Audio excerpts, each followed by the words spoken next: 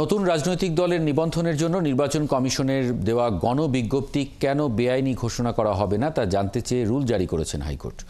বিজ্ঞপ্তিটির বৈধতা চ্যালেঞ্জ করে রাষ্ট্রীয় সংস্কার আন্দোলনের প্রধান হাসনাত কাইয়ুম এই রিট আবেদন করেন। প্রাথমিক শুনানি শেষে বিচারপতি আকরাম হোসেন চৌধুরী ও বিচারপতি কে এম রাশেদুজ্জামানের হাইকোর্ট বেঞ্চ এই আদেশ দেয়। মিল্টন আনোয়ারের প্রতিবেদন।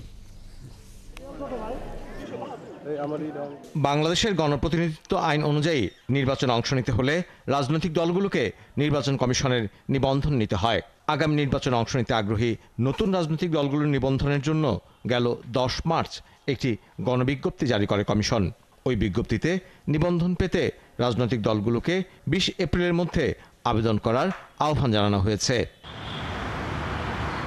বিজ্ঞপ্তিটির বৈধতা চ্যালেঞ্জ করে হাইকোর্টে একটি রিট করেন রাষ্ট্র সংস্কার আন্দোলনের প্রধান হাসনাত কাইয়ুম। তার যুক্তি, কোনো দল নিবন্ধনের জন্য কমপক্ষে 100টি উপজেলা ও 22টি জেলায় কমিটি থাকার যে বাধ্যবাধকতা তা অযৌক্তিক। রিটের উপর শুনানি শেষে রাজনৈতিক দল নিবন্ধনে গণবিজ্ঞপ্তি কেন অবৈধ হবে না সেটি জানতে চান হাইকোর্ট। আর এই রিটটা আমরা এই জন্য করেছি যে আমাদের সংবিধানের যে রাজনৈতিক দলের মূল সংজ্ঞা, সেই সংজ্ঞার স্পিরিটের সাথেও এই গণবিজ্ঞপ্তি বা এই পুরনো আইনটা যায় না। এমনকি নির্বাচন কমিশন সংস্কারের যে বিধানগুলো এসেছে, যে সুপারিশগুলো এসেছে, সেই সুপারিশের সাথেও এই বিজ্ঞপ্তি সামঞ্জস্যপূর্ণ নয়। আদেশের প্রতিক্রিয়ায় রিটকারী বলেন, ইসির এই গণবিজ্ঞপ্তির ফলে পাহাড়ি জনগোষ্ঠী ও আঞ্চলিক দলগুলো নিবন্ধন পাবে না, যা বৈষম্যমূলক। আমাদের যারা হিল পিপল, আমাদের যারা অবাঙালি জনগোষ্ঠী যারা পাহাড়ে বসবাস করে, তাদের এরিয়াটা হচ্ছে কনফাইন্ড 3টা ডিস্ট্রিক্টের মধ্যে এবং তারা 20টা উপজেলার মধ্যে বসবাস করে।